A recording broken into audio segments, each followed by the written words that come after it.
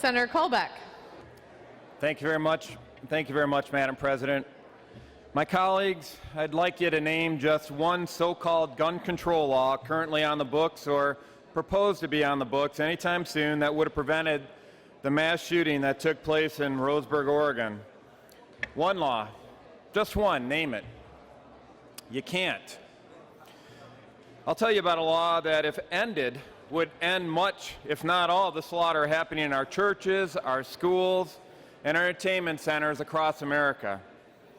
And that would be the law that gives lethal advantage to mass murderers, the law that disarms American citizens when they are most in need of an armed defense. That law would be the gun-free zone law. If mass shootings have one thing in common, more often than not, it's that they take place in what are called gun-free zones. Killers in search of a movie theater to shoot up drive past multiple theaters, go way out of their way to get to a gun-free zone movie theater. They know that they won't face any resistance, they won't face any armed pushback. They know that they will be in a kill zone, custom-made for their wholesale slaughter. It happens time after time. Mass murderers actively seek out gun-free zones. Virginia Tech, Newtown, DC Naval Yard, Fort Hood, Aurora Movie Theater, Chattanooga Recruiting Center, Lafayette Grand Movie Theater, and the list goes on and on. All of them gun-free zones. According to the Crime Prevention Research Center, 92% of mass shootings take place in gun-free zones.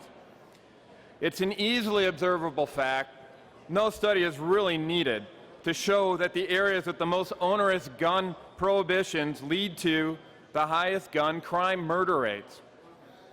Look no further than Chicago, Illinois, with arguably the strictest gun control laws in America.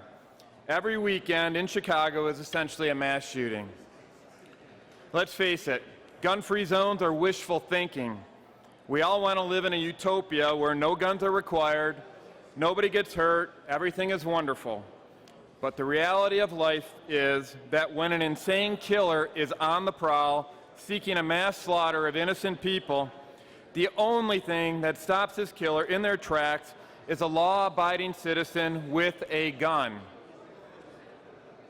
Gun-free zones only work for one element, the criminal element. Gun-free zones also criminalize the law-abiding. Gun-free zones only empower the criminal. Remember, when seconds count, the police are about 30 minutes away sometimes. Let's start acting smart, and frankly, let's honor our oath of office and support Article 1, Section 6 of the Michigan Constitution, which gives every citizen the right to keep and bear arms for the defense of himself or the state. Let's end gun-free zones now.